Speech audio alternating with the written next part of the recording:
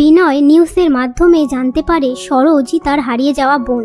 এই কথাটা বিনয় মিনুকে বললে মিনু বলে আমি তো কিছুই বুঝতে পারছি না। তারপর বিনয় মিনুকে সমস্ত ঘটনা খুলে বলে আর বলে আমরা সরোজের কাছে যাব, আর যাওয়ার আগে কিছু জিনিস নিয়ে যেতে হবে। আমি ভেবে রেখেছিলাম যেদিন ওর সাথে দেখা হবে, যেদিন ওকে খুঁজে পাবো, সেদিন ওকে এই জিনিসগুলো আমি দেখাবো।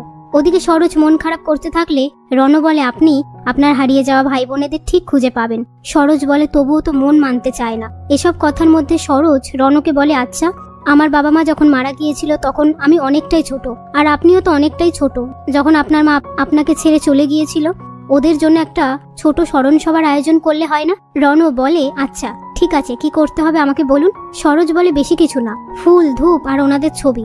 বাড়ির কয়জনই থাকবো, বাইরের কাউকে ডাকবো না। রণ বলে ঠিক আছে, তার আগে আপনাকে আমার কিছু দেয়ার আছে। সরোজ বলে কি?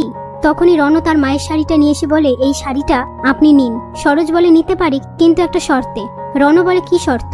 সরোজ বলে আপনি আমাকে আপনি বলে ডাকবেন না। রণ বলে ঠিক আছে, আপনিও আমায় মিস্টার চ্যাটার্জি বলে ডাকতে পারবেন না। সরোজ বলে ঠিক আছে, এবারে আপনি যান।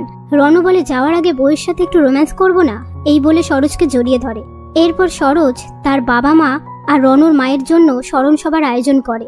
তারপর সরোজ আর রণ একে অপরের সাথে কথা বলতে থাকে। ঠিক তখনই অপালা এসে সরোজকে ডেকে নিয়ে গিয়ে বলে তুমি আজকে তোমার দাদু দিদাকে তো ডাকতে পারতে। সরোজ বলে দাদুর শরীরটা খারাপ, তাই আর জোর করলাম না। অপালা বলে তুমি যখন স্মরণ সভার কথা বলছিলে আমি না চমকে গিয়েছিলাম। মানে এখন তো সচরাচর কেউ এরকম স্মরণ সভা স্মৃতিরাচরণ অনুষ্ঠান করে না।